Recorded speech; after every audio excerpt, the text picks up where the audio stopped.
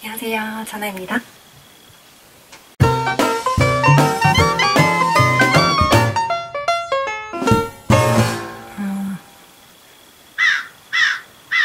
제가 오늘 처음 찍는 영상이라 많이 어색할 텐데 끝까지 봐주시면 감사드리겠습니다.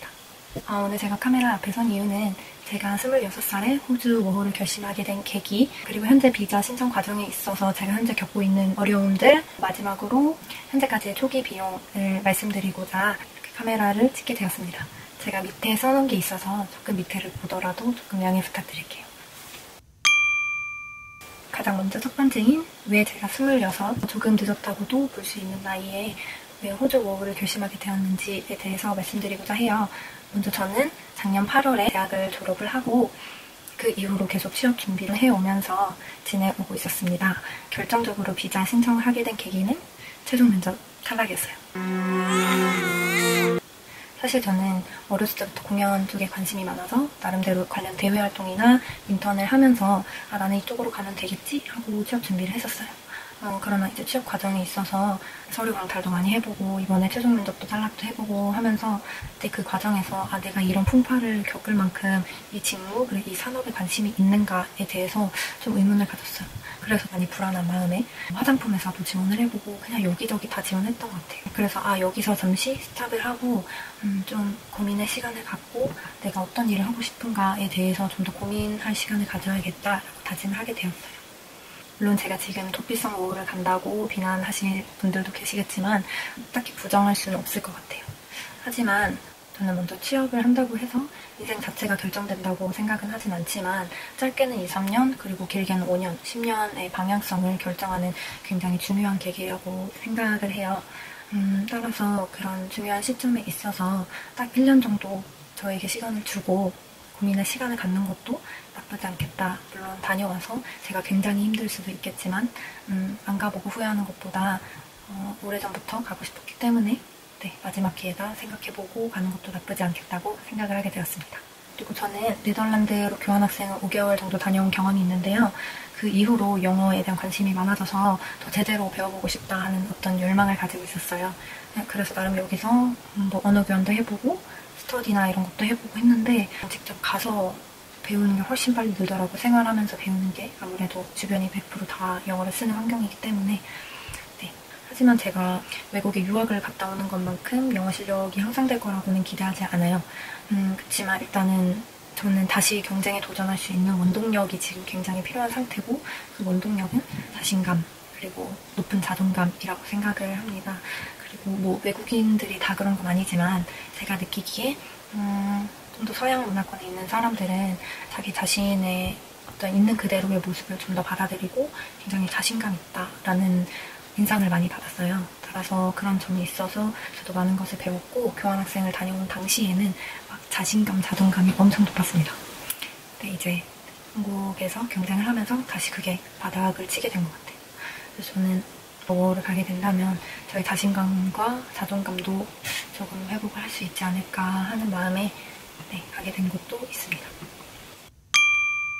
마지막으로 워홀을 통해 제가 얻고 싶은 것입니다. 첫째는 인연인데요.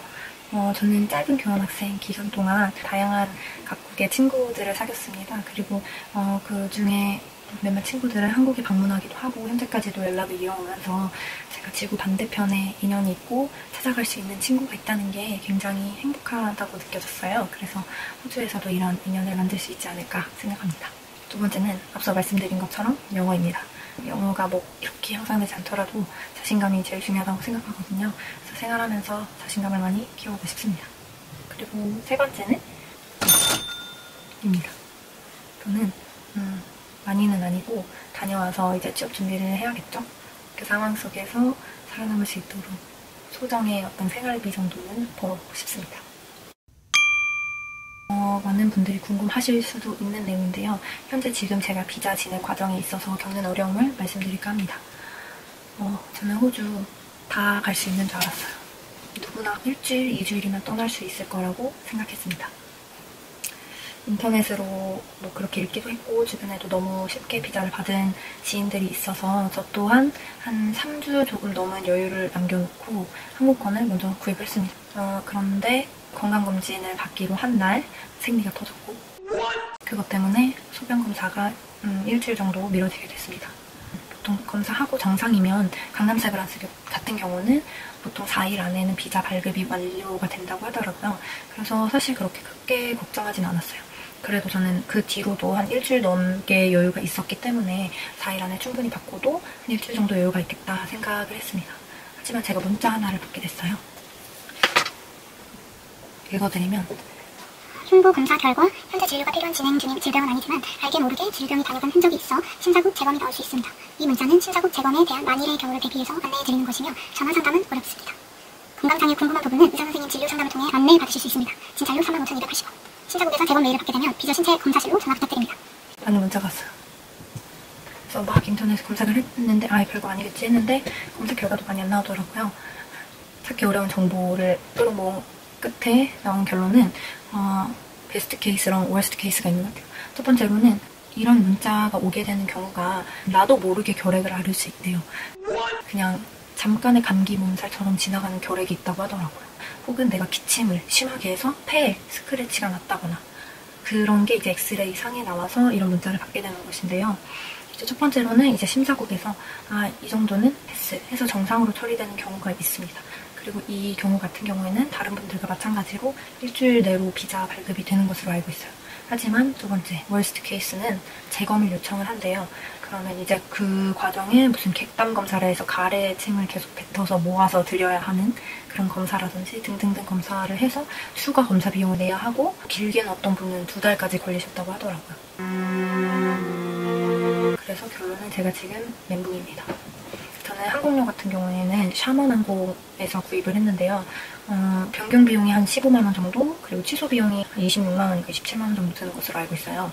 그리고 제가 왜 그랬는지 모르겠는데 갈 수 있다는 확신에 차서 처음에 한 3, 4일 정도 묵을 호스텔을 환불 불가로 몇만원 아끼자고 예약을 했습니다. 그래서 현재 제가 만약에 재검이 떠서 비행기표를 미루게 될 경우에는 거의 30만원 정도를 날릴 수도 있는 상황입니다. 그리고 문제는 비행기표를 맘대로 미룰 수도 없는 게 심사국의 결정에 따라 제가 비자 발급이 날지 말지가 결정이 되는 것이기 때문에 한국에서 어떤 독촉 메일을 보내기도 한다고 하시던데 확답을 받을 수 없더라고요. 그래서 물론 저 같은 경우가 많지는 않지만 재수가 없을 수도 있으니 무조건 비행기표는 취소 혹은 변경이 가능한 비행기표를 구입하셔야 하고, 호스텔 또한 환불이 가능한 결제 방식으로 선택을 하셔야 할 것 같습니다. 그리고 여성분들 생리기간 꼭 주의하셔서 항공권이라든지 이런 부분 결정하셔야 해요. 네, 마지막으로 현재까지 제가 사용한 초기 비용에 대해서 말씀드리겠습니다. 제가 현재까지 사용한 초기 비용 중에서 꼭 써야 하는 필수 비용에는 저는 보험을 제외하고 약 110만원 정도 비용이 들었습니다. 우선 첫 번째로 항공료 42만 8,500원, 비자 신청 37만 8,047원, 게스트하우스, 아까 환불 불가한 게스트하우스 12만 2,968원, 신체검사 비용 16만 4,100원 해서 약 110만원 정도 들었고, 저 같은 경우에는 어머니께서 보험을 들어주신 게 있어서 제가 추가적으로 보험을 들진 않았습니다. 하지만 다른 분들 정보를 참고를 해봤을 때 약 37만원 정도 드는 것으로 나와 있더라고요. 그래서 이것을 합하면 약 140만원에서 150만원이 초기 비용으로 들어가는 것으로 보시면 될 것 같습니다. 그리고 이 외에 샤오미 멀티탭 필요하신 분들 신체 검사하실 때 6개월 이내 찍은 증명사진이 필요하기 때문에 증명사진 찍는 비용, 그리고 뭐 화장품도 필요하겠죠. 여분으로 많이는 아니더라도 등등 하면 최소 10만원 정도는 더 들기 때문에 초기 비용은 한 150만원에서 160만원 잡으시면 넉넉하실 것 같습니다. 저는 여기에 촬영 장비가 좀 필요해서 플러스 알파 돼서 현재 예산은 270만원에서 80만원 사이 있는데 가져갈 돈이 120만원밖에 남지 않았어요.